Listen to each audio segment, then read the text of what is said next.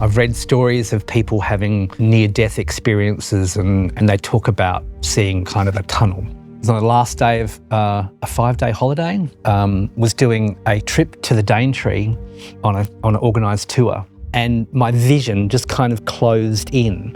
And I remember thinking, I think I've got HIV. My name's Michael Waits. I was diagnosed with HIV in August in 1997, and this is my story. I was born in Kingston, South Australia. I trained as a dancer in 1983 and 84, and then got a job as a dancer in a dance company. My life as a gay man, I think, was starting to grow at that point. Touring the world, making work, learning repertoire, and performing to 2,000 people a night, going out to bars and clubs and dancing on the weekend. And so that was an affirmation for me to be able to, be who I wanted to be at that point. 1997, I'd been there for a couple of years. We were in Paris.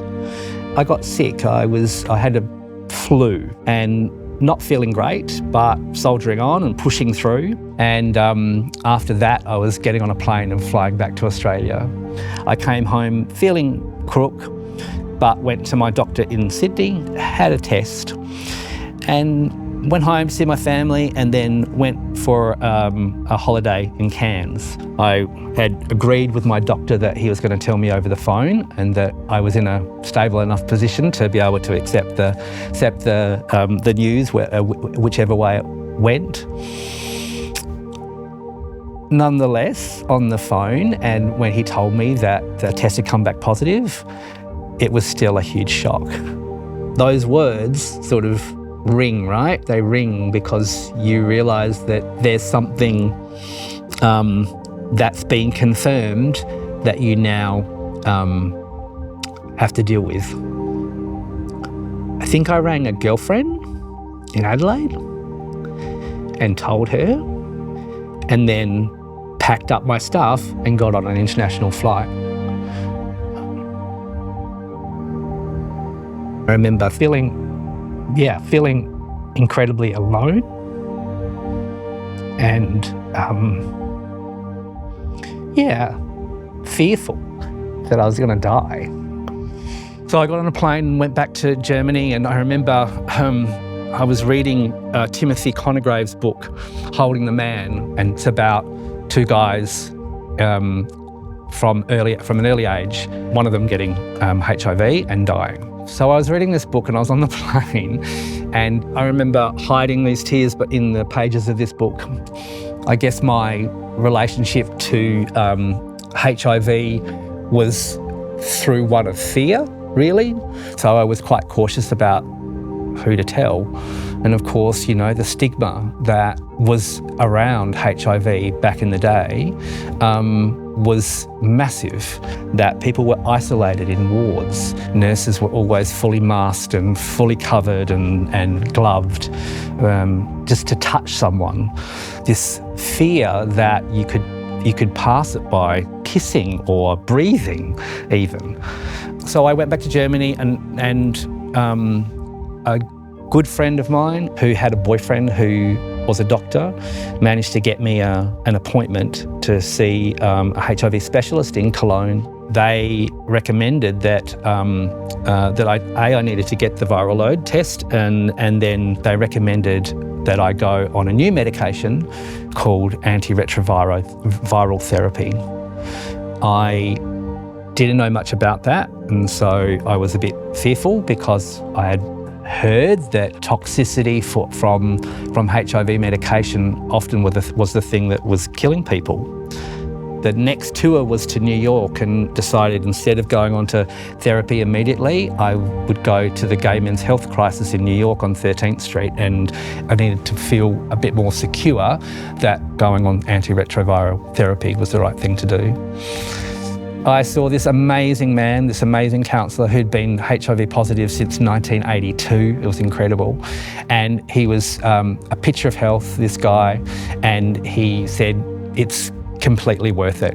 the medication regime was really tough, and you had these huge horse tranquilizer-like capsules.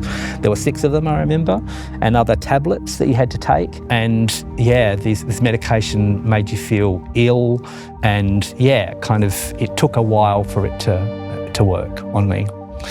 While I was in New York, I got some literature and started reading about HIV, and all the literature in those days was about preparing to die, really. When you read about HIV, it kind of gave you the stats and gave you the kind of information about it, what it does, what HIV does at a cellular level, and how it replicates, and that retroviral therapy was only just coming in, and so a lot of the information was sort of a bit out of date.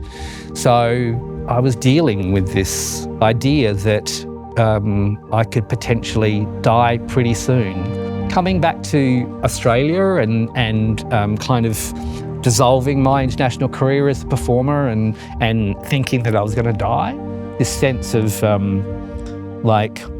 what is it that you need? Whatever it is you need to do, you better do it now, yeah? You better have a sense of of yourself, and what is important kept on coming up. And I think it was pretty simple. I wanted to be around my family, to feel comfortable with the people I loved around me. I've had this moment where it could just disappear, and we all are only here for a short period of time. When things didn't go downhill rapidly, there was some decisions to be made, and I was like, well, I have to go on with my life, and the type of job I had meant that I needed to live in a city, and so that's when I moved to Sydney. So as a dancer and loving my career and doing that, so I continued doing that. So I was like, okay, how do I find my life back in my artistic practice?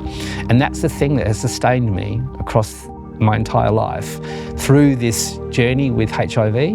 I've been HIV positive for almost 30 years now, and this disease sits in the background of my life. And the funny thing actually is that when I was diagnosed with HIV, the fear dropped away. It was incredible. It doesn't rule my life. It's actually given me such depth of character, I think, and depth of thought processes around who I am and what I want in my life. I think the people that have gone before me that have died of this disease, because there's been so many people that have passed away. And I am so thankful for them and their lives that they have given for us to still be here on this planet and doing what we love and living life.